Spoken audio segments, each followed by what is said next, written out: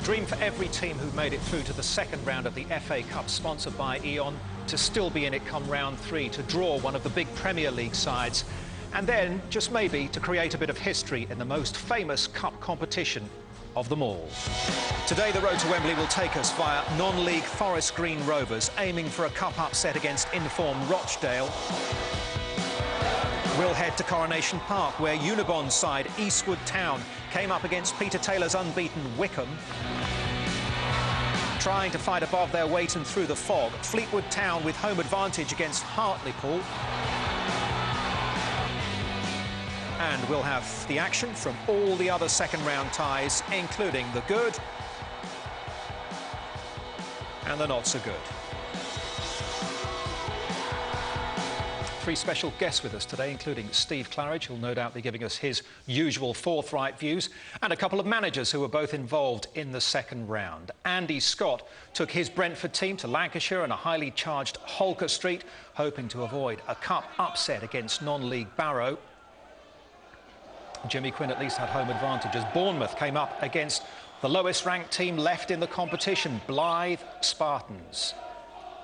And we'll be hearing from Jimmy and from Andy throughout the show. First up, though, to the New Lawn, where Forest Green Rovers, struggling in the Blue Square Premier Division, but on a good recent run, took on Rochdale, also in good form. Commentary comes from John Champion. The cup comes to the Cotswolds, and here to enjoy the occasion, the architect of one of the great upsets. Colin Addison was Hereford's player-manager for their win over Newcastle all those years ago. He's come to the New Lawn to support Forest Green's astute mentor, Jim Harvey. Only the 3rd time that Forest Green have reached round 2 of the E.ON-sponsored FA Cup. Here's Clist through for Mangan, chance immediately for Forest Green. Rochdale on the rack straight away.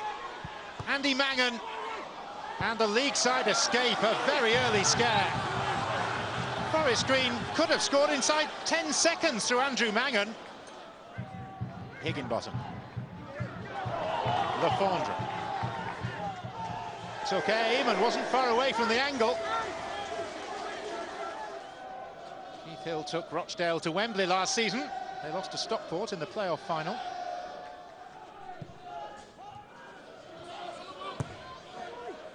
Here's Josh Lowe, leaves it, Smith with a chance! Forest Green have the lead! Josh Lowe cleverly ran over the ball, and Jonathan Smith arrived right on cue to finish it off. Forest Green 1, Rochdale 0. Holness, and here's Mangan. And Mangan's past the defender. Andy Mangan for Forest Green. Oh, he waited too long, and McCardle blocked. Such a good chance. Jonathan Smith. Jim Harvey sensing another league scalp. Gill. Smith. Back to the assistant manager. There's Mangan, and that was another chance.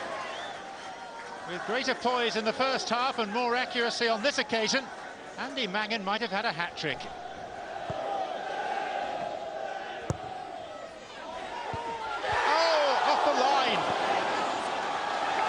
Thorpe holds his head. Paul Stonehouse used his. It was destined for the far corner.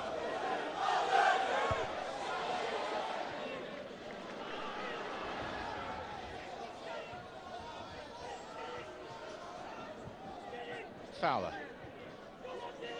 Here's Lowe. Chance for 2. Josh Lowe! Forest Green lead 2-0.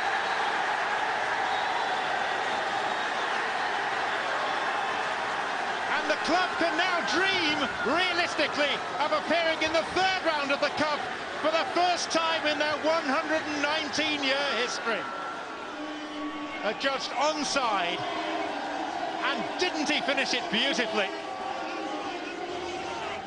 Like Jim Harvey, Colin Addison lives in Hereford, and the two of them were deep in conversation before this game, and maybe some of the magic from 37 years ago has rubbed off. Here's Platt. Lee Fowler. Gill with 4 waiting. Mangan! What a save! Sam Russell has kept Rochdale in this tie. Outstanding piece of goalkeeping. Now another chance, offside flag is up. Mangan denied yet again. Mangan played in and he was flagged offside, even though really he wasn't.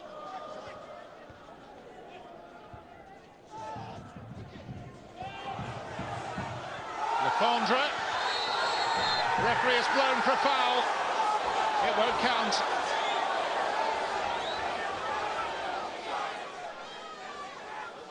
And the referee saw enough in that to disallow it. Kelty. Thorpe, well held by Burton. Rochdale haven't lost away in the league in 3 months, but they're about to lose on their travels in the FA Cup. It's not often that they've experienced footballing glory in this part of Gloucestershire, but they are about to.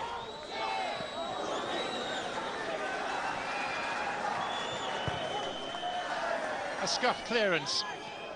Darren Jones, voted man of the match. One of the finest days in the long history of Forest Green Rovers, who began life in the Stroud and District League and now find themselves in the third round of the FA Cup for the first time ever. Goals from Jonathan Smith and Josh Lowe, enough to see off Rochdale of League Two. A personal triumph for Jimmy Harvey. One of the big boys could be heading for Nailsworth. Forest Green Rovers 2, Rochdale 0.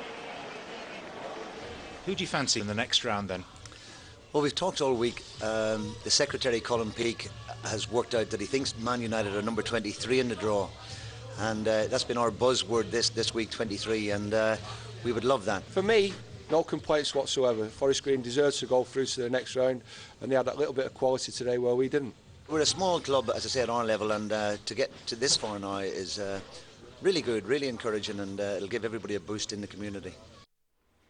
And it did look, didn't it, Steve, as though that was not flattering Forest Green Rovers, that scoreline. How about the work that Jimmy is doing there? Yeah, I mean, Jimmy's obviously been through the middle a little bit with a heart attack, and you know, rather acrimonious leaving of Morecambe, where he did very well actually. So yeah, got some new roots now down at Forest Green. He's right; it's not a big club at that level. You know, they are fourth from bottom, so the leg form hasn't been great. Although, it's, as you say, it's picked up of late, but that doesn't always go with the, you know, your cup tradition. And they fully deserve that. There was no element of fluke whatsoever about that. You know, they were dominant throughout that game. Sometimes the highlights don't give a fair impression, but they certainly did. Darren Jones may have been man of the match, but Josh Lowe was involved in both of the goals. Let's have a look at them, because they were pretty decently worked. Jimmy, let's have your thoughts on this first one. Embarrassment for the defender, but nice little touch from Josh. Yeah, it was, yeah. He just let the ball run across the lad that's come in late, the edge of the box. He's a terrific player, Josh. In fact, when he went to Peter, he went there for, I think it was a couple $100 grand. I've seen him on the list. We actually played their reserves a couple of weeks ago, and I made an inquiry, but found out he'd already signed for Forest Green. But, Jim's teams play very, very good football. He's a very underrated manager, and it's no surprise to me that they beat Rochdale yesterday.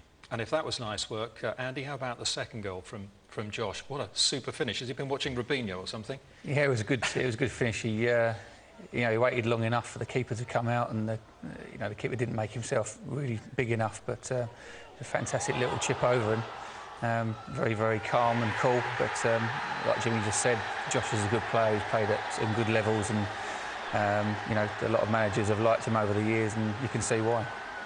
Steve, you talked about Manchester United. They've been talking about it all week, the number 23, which goes against what a lot of people say about, you know, in sport, that you have to stay in the moment and not start thinking too far ahead. But do you see any harm in looking towards a Chelsea, a Manchester United or a Liverpool as an incentive at this stage? No, I mean, that's why you're in the FA Cup. That's why, you know, the clubs at this level, that's their dreams. That's what they, you know, that's why they're in it, and that's why they want to get through and progress. And obviously you can keep that in your thoughts, but uppermost you've got to, you know, respect the opposition, and you've got to do the job. And he can talk about it freely now because, you know, they're through and they did what they were supposed to do, and that's play very well. Now to a daunting task facing Unibond League side Eastwood Town, trying to become the first team this season to beat Peter Taylor's Wickham. Reporting on this one, Alex Gordon-Martin. The only unbeaten side in the Football League were dumped out of the FA Cup today, and League Two leaders Wycombe almost went behind after just 2 minutes. Russell Cook denied by the bar. Eastwood had never beaten a league side in their entire history, and it took something special to give them the lead. Lyndon Michael with a superb curling effort just after the half hour. The worsening fog and failure of one of the floodlights contributed to a frantic second half. Andy Todd was allowed far too much room by the Wycombe defence, but just couldn't settle Eastwood nerves. In injury time, Todd had a second chance to seal the shock of the second round. David McCracken's indecision allowed him a free run on goal. Substitute Peter Knox made up for his red card in the previous round to secure Eastwood's greatest moment in their 55-year history. A day to forget for Peter Taylor and the 2001 FA Cup semi-finalists, jubilation for manager Paul Cox and Eastwood Town, and the exhilaration of a potential money-spinning tie is next, with the cream of the Premier League in the hat for the third round. Fantastic result for Eastwood. Andy, you've come up against Wycombe this season. You did rather well, actually, in terms of what they've done so far this season, a 0-0 draw in the league. But how big a shock does this rate as for you? Well, it's a massive shot. They've been flying. I think they've had a bit of trouble in the cup. They lost 7-0 to Shrewsbury in the Johnson's Paint, but that's the only blip they've had so far. But seeing there at Eastwood, it looked like a tough place to go, and the weather was against them and everything else, and Eastwood obviously capitalised on it. Jimmy, is it difficult in this situation? Obviously, everyone expected Wycombe to come through this tie, but do doubts start to sort of creep in when you've seen what the weather's like and you know what the opposition's like? The pitch. And the pitch, yes. It's in the pitch. It's very, very difficult. You know, the crowd's right on top of you and very bobbly. And obviously, you know, Wycombe playing in the league like they do are used to playing on perfect pitches. Andy had much of the same at Barrow. You know, the pitches aren't the best. And obviously they've been right up for it, haven't they? Wycombe have been pretty solid defensively so far this season, hasn't it? Let's have a look at the goals, because it maybe wasn't them at their best. Very well taken first goal. Great finish, that is. Great finish. Lyndon Michael with a super left foot curling shot. Now, how about this one, Andy? Well, it's a big surprise that he's rolled it out in the first place. They're 1-0 down, a few minutes to go, and you know, Wycombe have got some big, strong lads, but they've taken the chance and got caught in possession. And nice, calm finish from the lad, and doing a few press-ups afterwards. Yeah, well done, Noxie. Hey, you have to. I mean, when you get presented with a chance like that, Steve, obviously you'd hope to take advantage, but he was quite composed, wasn't he? He still had to go around the keeper and pop it in. Yeah, he was. I mean, when you go to these clubs, I mean, what basically you want to make it as difficult as you can for them. First goal was a fantastic finish. I mean, you look at it and say, was it bad defending? Was it bad goalkeeping? Not really, because it was a fantastic individual effort. The second one, I think it probably could have been avoided. And Andy's right. You got a minute to go. You just want to get the ball as far down the pitch as you can, and give yourself an opportunity. You don't want to be playing in your own half, on a bobbly pitch like that. And they were just caught cold. But it's a good finish. Couple of upsets already coming next on this FA Cup special. We will see how Andy's Brentford got on as they took on Barrow in front of the Setanta Sports cameras on Friday night.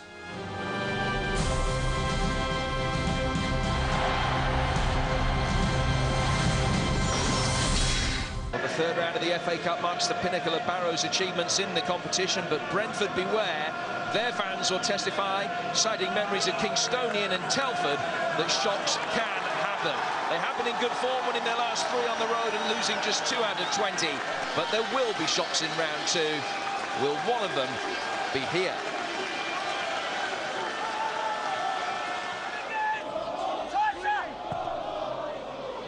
There's a lovely ball over the top. Hamer's seen it coming, but not in time. And Brentford get bodies back to clear. It was Mark Phillips that was there.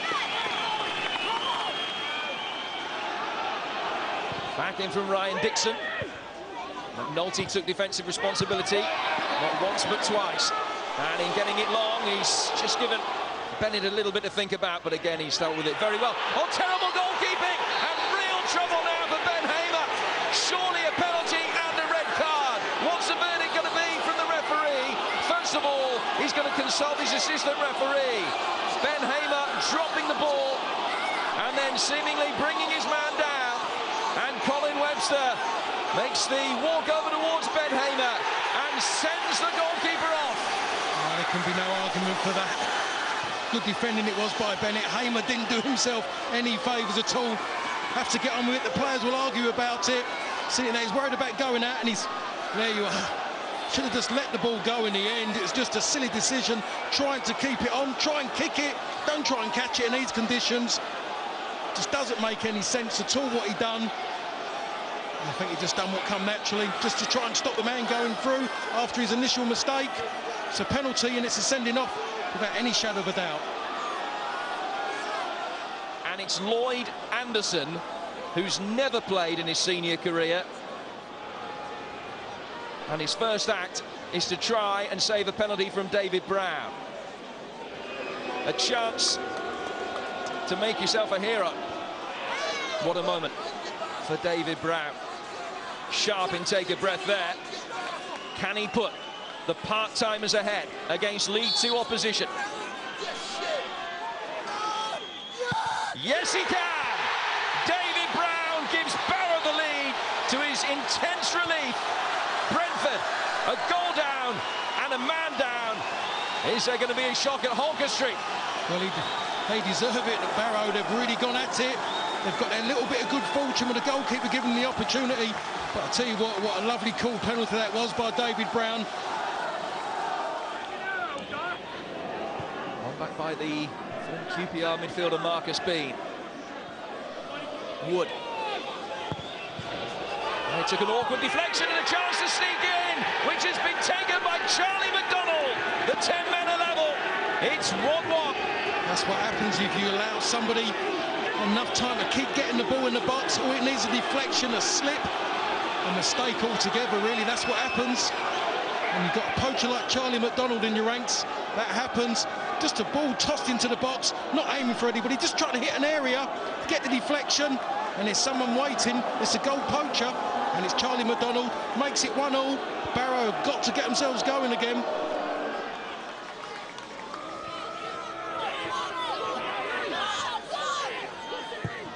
Good play by Brown. David Brown! It's in again! Barrow lead Brentford once more. And is the shot back on? It's the 100th goal of David Brown's career. And seldom has he scored one of more importance. I talked about earlier about Logan and Brown at left-hand side. Just in the last 5 minutes, both of them pushed on a little bit more. What a lovely inviting ball that was by Paul Brown towards that near post. What a lovely little touch that was as well. First of all, at the near post by Brown. I'm sure it was over already. Henny, probably the player who will end up getting that one. Now O'Connor. Brown. Well, the referee didn't like that challenge, and then he's put on the deck afterwards. Well, the referee has officiated this game very well, but Colin Webster's got some serious sorting out to do again now. It was David Brown with the initial foul, but it was the retaliation that really will have caught the referee's eye. Yellow for David Brown, and a yellow as well for Bennett. It's taken short for Boyd. Back to Logan again. It's another great ball in. It's off the bar. That would have sealed it surely. Not the biggest, but I'll tell you, he knows where to stand in the box. Brown. Now David Brown. And still David Brown with Walker at the far post. Spilled by the substitute goalkeeper. Here is Walker.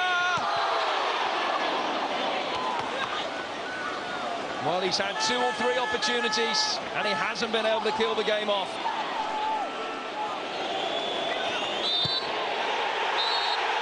Barrow have done it.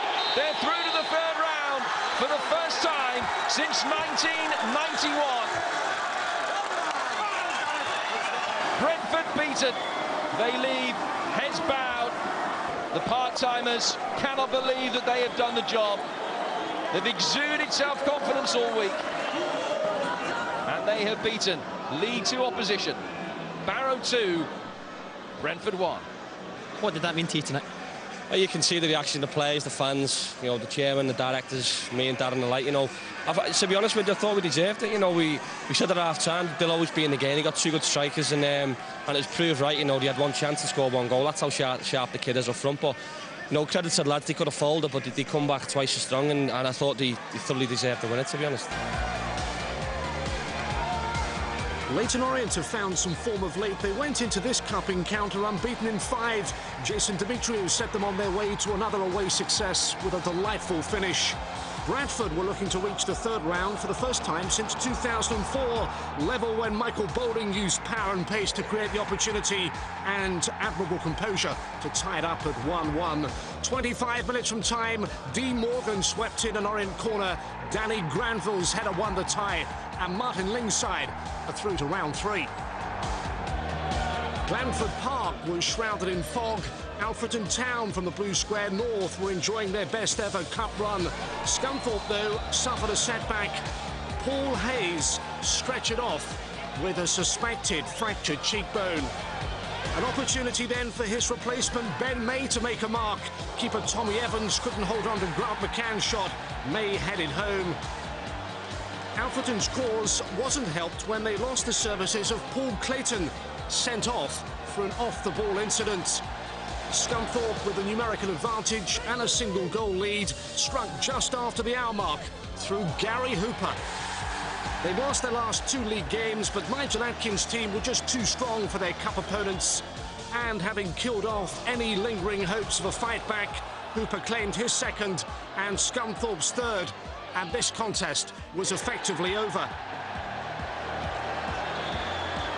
A stoppage time strike from Sam Togwell completed the scoring. In the end, it proved all too easy for the League One side.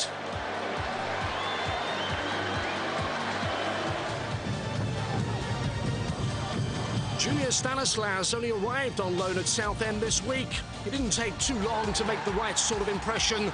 The West Ham midfielder providing a touch of class.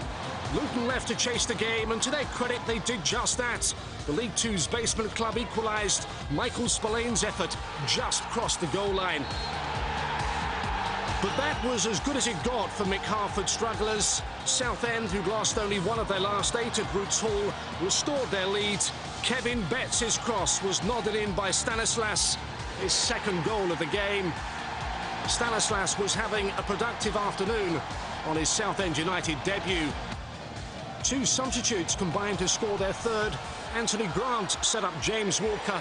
3-1, and Luton's FA Cup adventure was over.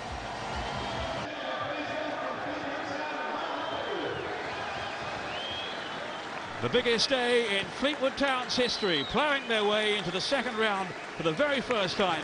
But how much we'll actually see of it, I haven't the foggiest. Here's McCulley, the Scottish defender. Only partially cleared away. And then a spectacular strike from Monkhouse that was not far wide of the mark.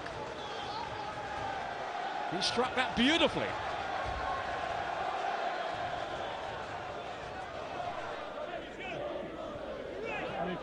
The jump then by Matty Kay. But here's Porter now threatening at the other end. He can be a real danger. 11 goals this season. Mackay now on the break. He's done well too. Porter has stayed on side, has he? No. Oh, the flag went up a little bit latently there. Much to his frustration, Joel Porter. Mighty close call, but here's Bell now. Through at the other end, Shawnee will score, yes!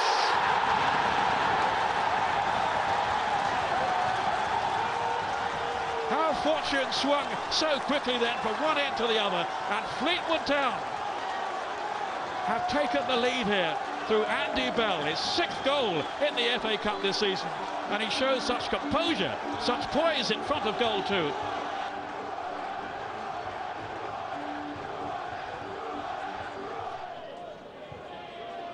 Porter racing through the centre. Has he taken it too wide here? Support's arriving in the middle. Still Porter.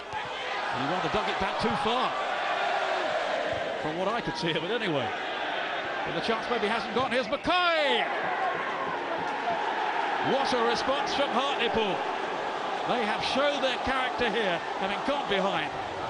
Mike Mackay only playing today because Kevin Kyle didn't want to be cup-tied. Has delivered in some style then for Danny Wilson's team. A very relieved Danny Wilson.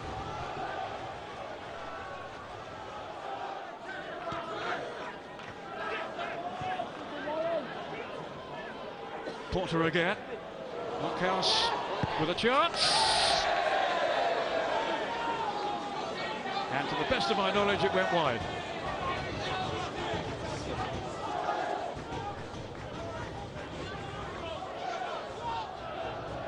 Humphries.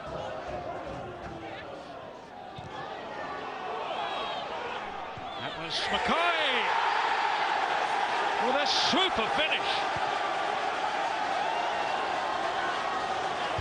Well, he has really repaid the faith shown in him by Danny Wilson today. He doesn't get to start too many, but boy, has he taken his opportunity this afternoon. A really emphatic finish here. Loose defending, charitable defending by Fleetwood, and fully punished by that shilling strike from Mike Mackay. 2 goals for him today, and Hartlepool has won this round.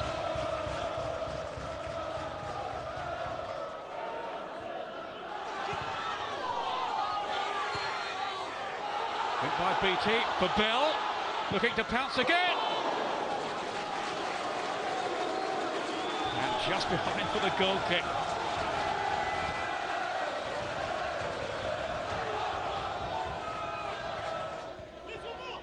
It's Gary Little, well charged down though by Kay. Humphries, and then Sweeney, and Porter.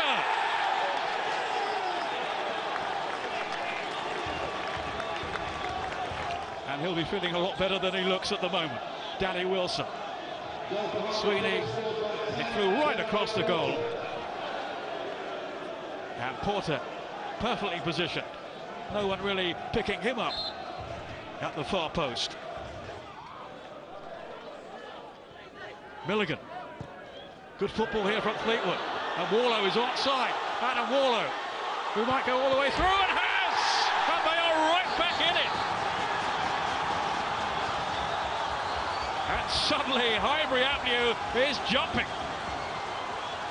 2-3. And now they have a chance. They really do have a chance. Look at his corners here, away from Nelson, beyond the keeper. And they have the fillet they need. Young man of much potential, as he emphasised here, with the quality of that finish. Adam Warlow.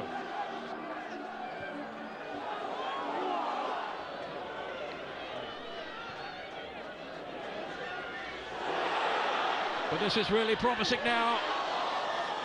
Oh, the finish was a letdown from Warlow.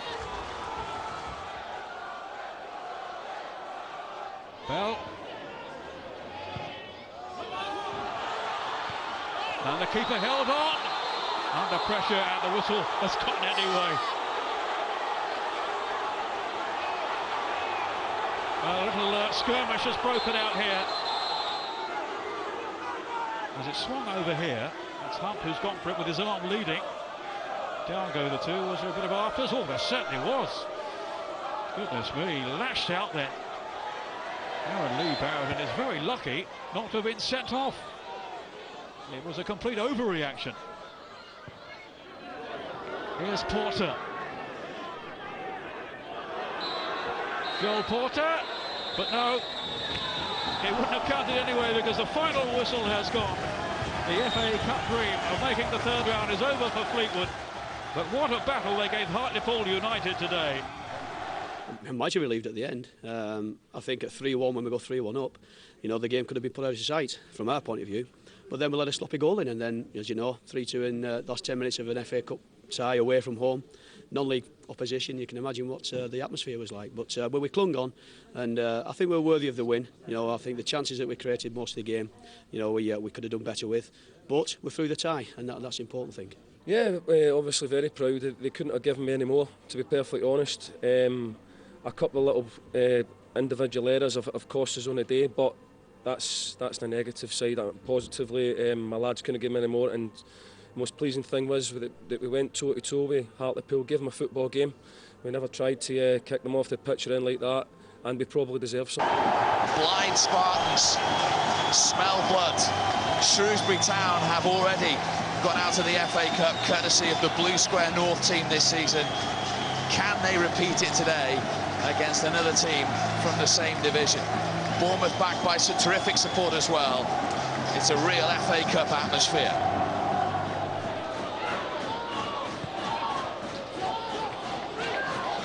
Ray to Hume to Ray. What an important challenge that was from Jason Pearce to stop Sean Ray. What a tackle that was. Jimmy Quinn have been proud of that one, because just as he was going to strike on goal, probably to put Blythe Spartans 1-0 up, Pearce has come in with a timely tackle and a great tackle as well.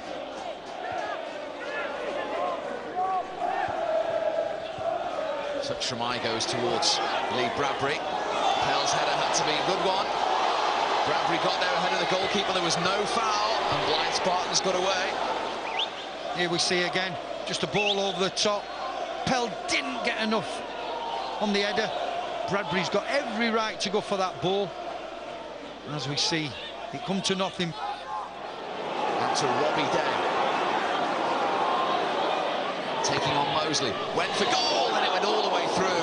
That just needed a touch. And there wasn't a green and white shirt there to complete it. Yeah, Dale's going out, kept his width on this left-hand side. He's cutting onto his right foot. Good attempt, good shot. Could have gone anywhere, off any defender, off any striker.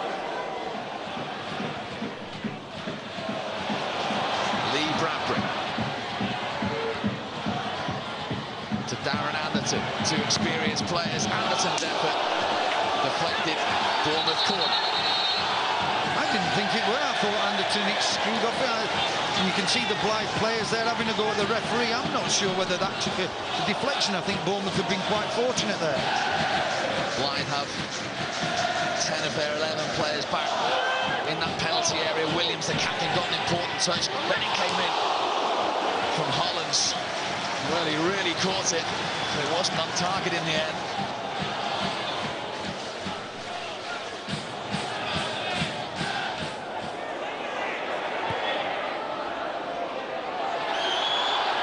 And it's still 0-0 after an hour at Dean Court. Bradbury onto his left foot, went for the curler. What a save! An outstanding moment from Mark Bell, the roofer, in the Blythe Spartans goal. Great bit of skill by Bradbury there. Sold the defender, got it onto his left foot, and I tell you what a save that is.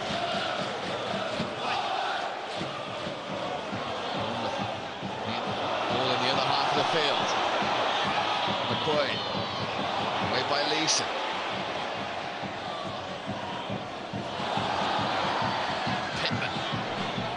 Bartley in support. Pittman's got the cross in, and Bell's kept it out. An astonishing moment from Mark Bell. Two saves from the top draw to keep Blythe Spartans in the FA Cup. What a great ball from Pittman. Terrific save again. McCoy, we're now in the 5th minute of stoppage time. This is Bartley. He's all on his own at the moment. 4 Blythe players around him. He's got a cross in, though. And Mark Bell, the hero, wasn't going to spill that. No, here the whistle goes, and deservedly they have got the reward of a replay. Harry Dunn has done it again. They're in the hat. Blythe Spartans from the Blue Square North. The celebrations can begin. They've come nearly 400 miles and held League 2 Bournemouth, and they will get another go in the replay at Croft Park. Harry, the boys look excited but exhausted. You must be relieved and delighted, I'm thinking. A long 3 minutes extra time, a long 3 minutes extra time. We're absolutely fantastic. I thought we fought for our lives at the end. I thought Bournemouth put some, terrific amount of pressure against us, and we stood up really well. And you can see we're delighted, absolutely delighted. A long journey, but well worth the while for those fans. Apologies in advance to you, Jimmy. and maybe to Harry Dunn as well, but I think more so to you. We were on manager watch yesterday down at Dean Court, so this is what it was. Well, this gives you a flavour of what it was like for Jimmy and Harry. 1-0 will do it, won't it? 1-0 will do it, Daz. Oh! Robbie! Tell Sammy to play right up in part, I'll take him off. Make it hard work for him. Round the back! Round the back!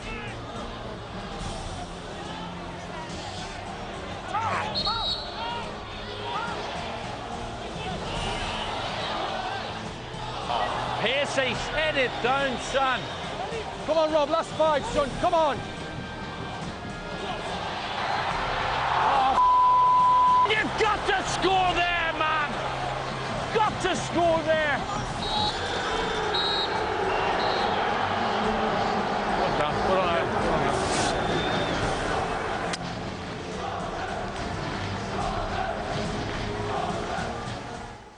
Well, Jimmy, so you thought that Lee Bradbury maybe should have possibly headed that a little bit better then? That wasn't me, was it? No, Steve, you were spot on, weren't you? Fantastic. I like the way Jimmy got up and headed it as well. How difficult is it for you still to not be out there on the pitch and affect what's happening? Well, Steve will tell you, you know, when you've played the game, you're kicking every ball and heading it and tackling and everything else, and it's interesting watching that, isn't it? Yeah, well, I hope you don't mind. It's all a bit of fun, isn't it? Just before we drop in on one of the all non-league ties, a chance to round up some more second-round action with Joe Spate.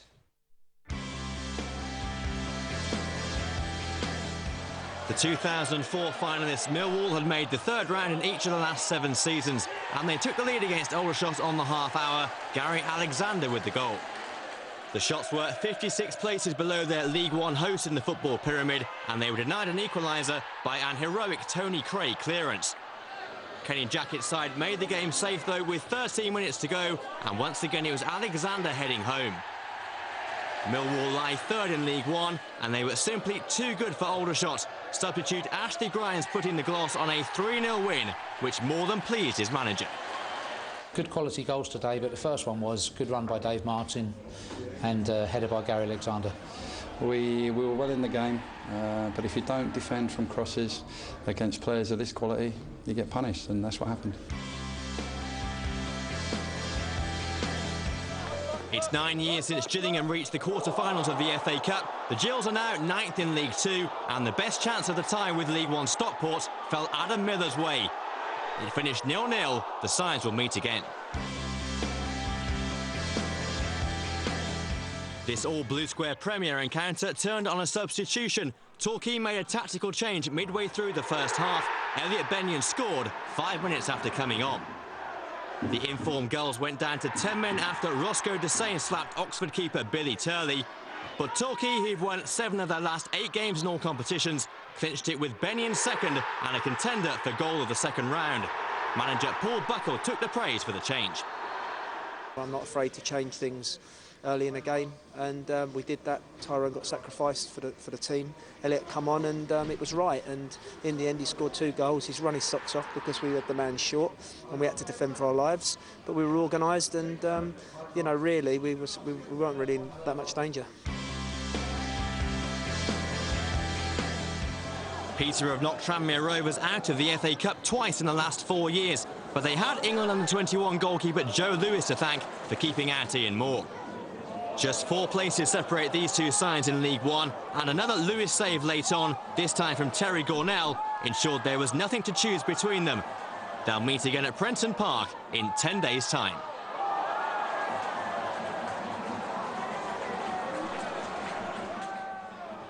So, Millwall, one of the sides to go through after a pretty convincing victory in the end. And three very similar goals. Does Kenny Jackett tend to work to a system?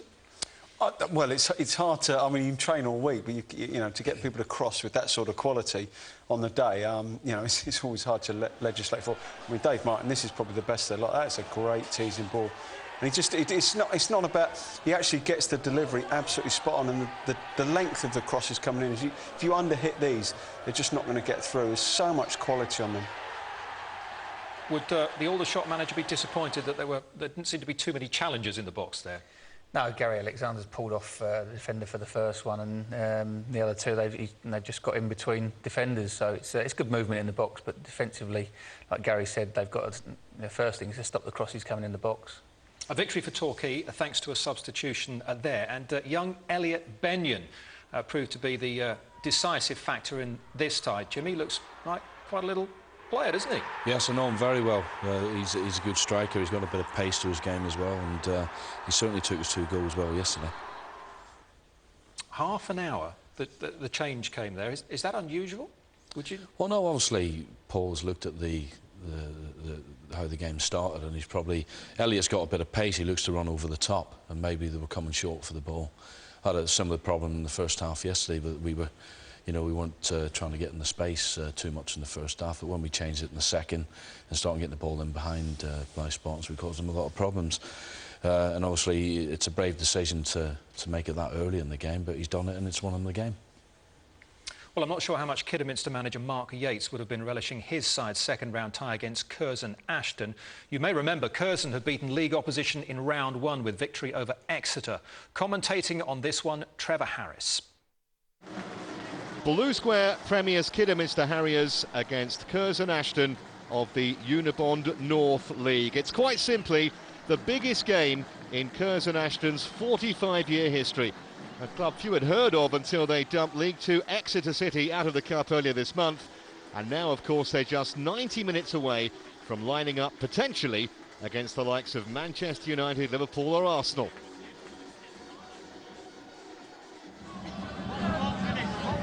Will take. He takes most of the free kicks down the corners. They've got half a touch on that. It's Riley! I think it might have just clipped the outside of the post, you know.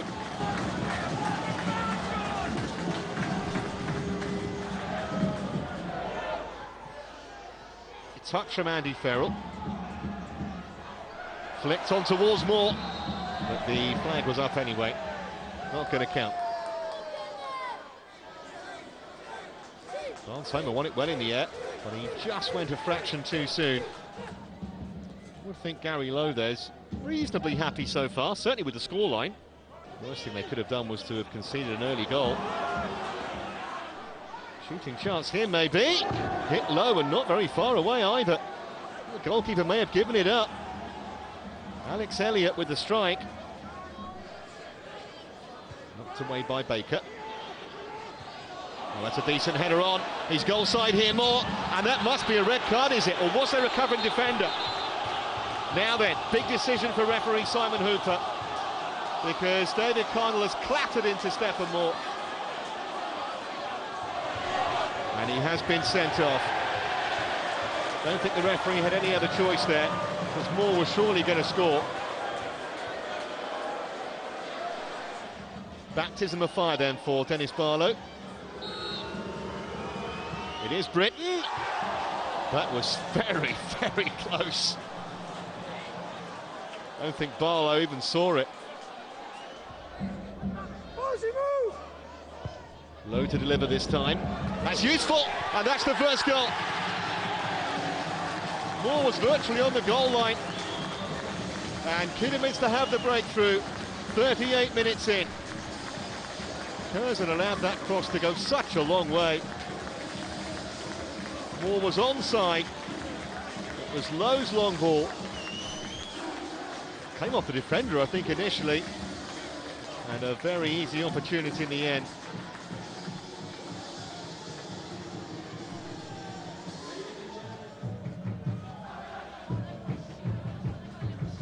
Brighton amongst those forward for Britain's corner. And it's 2-0. Completely free header at the far post.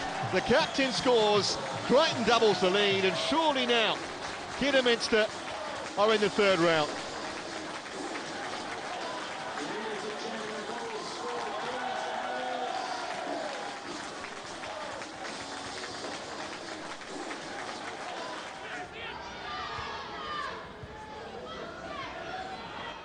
Lance Homer, nice little layoff. Here comes Penn.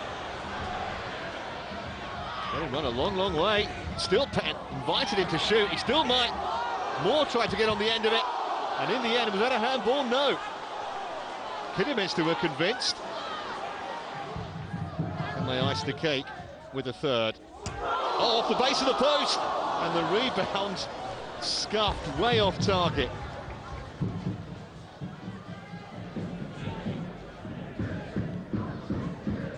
Lead off by Knights.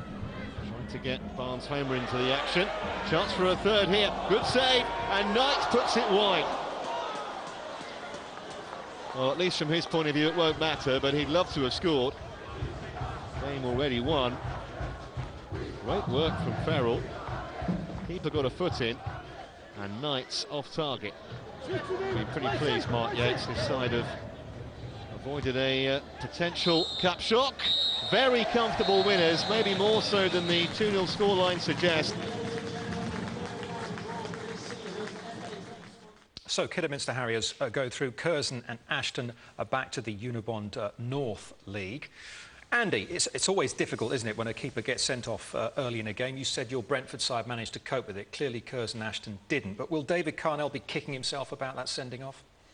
Yeah, well, looking at it, when the ball's gone played forward, he looks quite a way off his line initially, and once he's made the decision to come, it was always going to be difficult for him to get to the ball. You know, he looks a long way off his line when the ball's been played forward, so maybe if he'd stayed he would have had a chance to make a save, but once he's come out, that was always going to be a sending off. Steve, anything in the fact that there was a defender who seemed to be tracking back and maybe could have stopped something? Well, no, it's a goal-scoring opportunity, isn't it? So the defender actually goes out the window there, it doesn't come into play.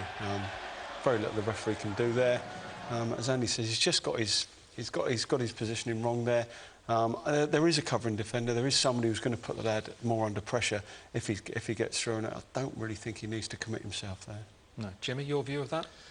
Wrong decision from the keeper. He should have stayed on the line in the box. They still had a lot to do, the striker, and he's made it easy, hasn't he? And to go down to 10 men, a team a couple of leagues below Kidderminster, are a very good team.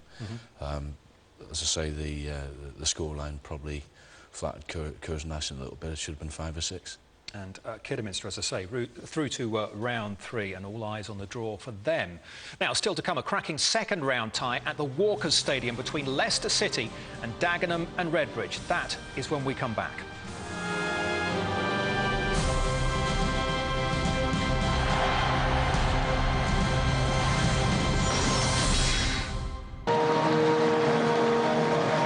The first ever meeting between Leicester City and Dagenham and Redbridge.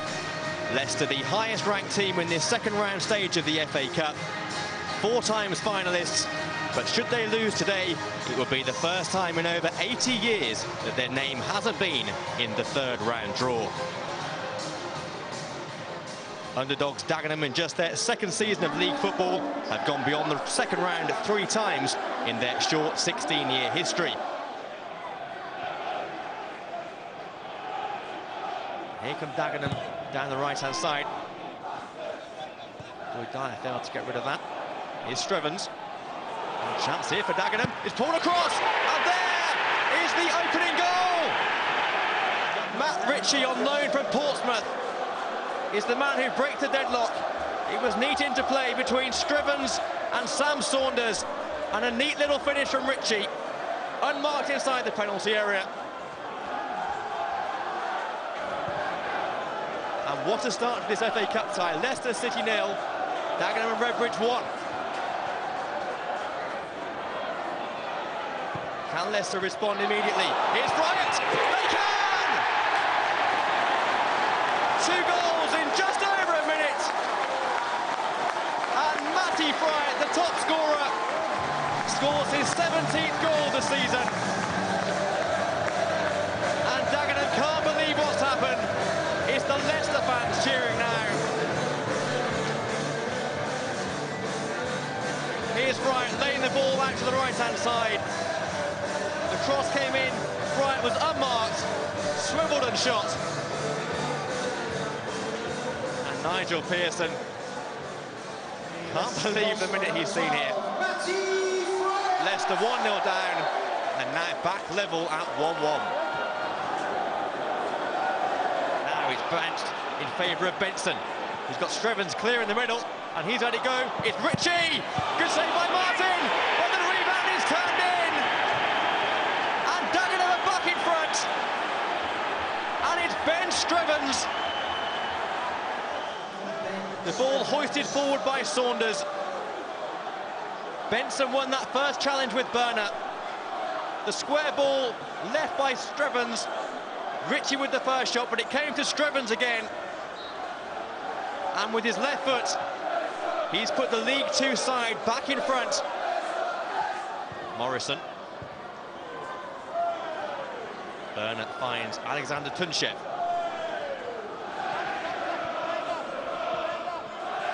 Joe Mattock. Dyer ahead of him. Mattock continued the run. Inside here to Andy King, and on for Fright. And a handball, and a penalty! A penalty for Leicester City. Moments having gone behind for the second time. Matty Fright will have the chance from 12 yards to bring Leicester back on level terms in a dramatic opening half of this first half. That was the cross. Okanugai with the hand which came out. Friat against Roberts. Roberts got hand to it, but Friat scores his second goal of the game. Roberts diving to his left-hand side. He got a hand to it, but unable to push it wide of the post. Ritchie with the ball in. Oh, what a ball it was, and what a chance. A good save as Paul Benson had the chance. Well, Nigel Pearson won't be happy with the defending from his side in this first half, but his side have been very strong going forward, and they'll be confident of scoring more goals in the second half. King, forward by Edworthy. Two men going forward here for Leicester, and a chance for them! And for the first time, the League One side go in front, and it's a hat-trick for Matty Friat. The ball forward by Mark Edworthy. Friat sprinting through. The goalkeeper came flying out, but Friat lobbed the ball over him. And he puts Leicester City 3-2 in front here. The fifth goal of the game, the third for Friat. Okanugai's gone forward. Arbour, the captain's in there as well at the back post. Saunders whips it in. Martin came in flat. In by Strevens, and there's the header off the line. Matt Ritchie thought he got the equaliser there for Dagenham. Here came the corner. It was punched away initially, then it came in, and on the line it was Mark Davies, the debutant. Well, there goes the final whistle. It's Leicester City who go through to the third round of the FA Cup, and there Matty Friat is the hat-trick hero. 3 goals today for him, 19 for the season so far. He's the star of this Leicester City side. The final score at the Walker Stadium: Leicester City 3, Dagenham and Redbridge 2. To get a hat-trick at any time is brilliant, and obviously it was 3 goals and we managed to win the game from them 3 goals. I wouldn't say it was the best of games today, but I thought Dagenham gave it a good fight and whatnot, and was unlucky at times, so yeah, it was a good cup tie, I thought. Which team would you like to play in the third round? Man U away. It's a common theme, isn't it? Everyone seems to want to draw number 23, Manchester United. We saw Matt Friat, Steve, in the first round. He missed an open goal, didn't he? But he also had some nice touches. He's clearly a quality player. How highly do you rate him? Well, I mean, he didn't have a great year last year, and obviously Leicester got relegated, but he's been the difference quite clearly. I mean, we were talking before the programme, Jimmy was saying about how he needs a goal scorer, and at this level, I mean, 19 goals. I mean, he's on target to get 50 goals this season. It's quite incredible. Not just that, the standard and the quality of these goals. I mean, that looks as almost like he's got super glue on his foot, the way he's taken that in one movement, kept it so close, the defender just can't get near you.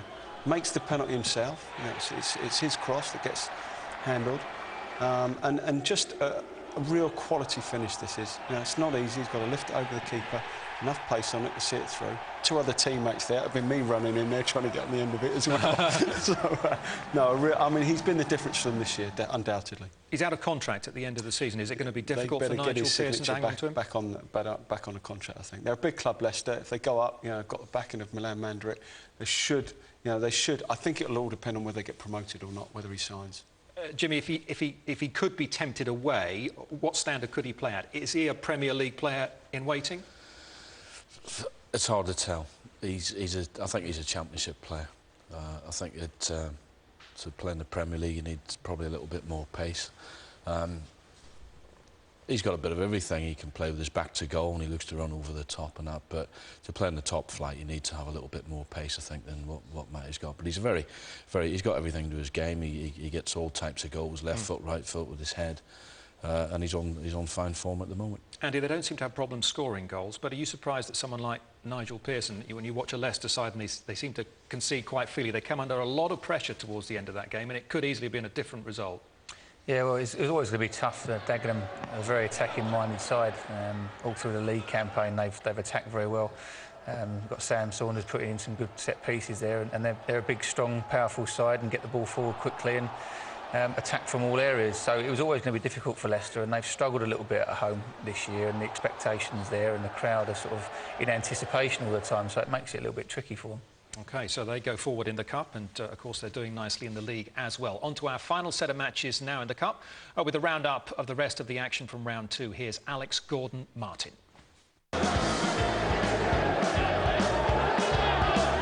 League Two's 14th and 15th place sides met at Vale Park, and it wasn't long before the tie sparked into life. Francis Green's excellent turn and finish gave the Silkmen the lead. Macclesfield's 4-1 win in the league at Vale Park cost former Vale boss Lee Sinnott his job back in September, but Dean Glover's men were up for the fight in the second half, Louis Dodds with a leveller. But the home side celebrations proved short-lived as Macclesfield restored their lead just 2 minutes later. Luke Prosser with a catastrophic back pass. Green was calmness personified, stroking home his second.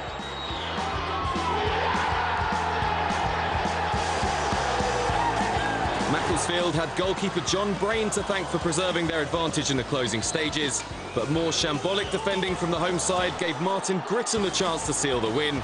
His response was emphatic. 3-1 it finished.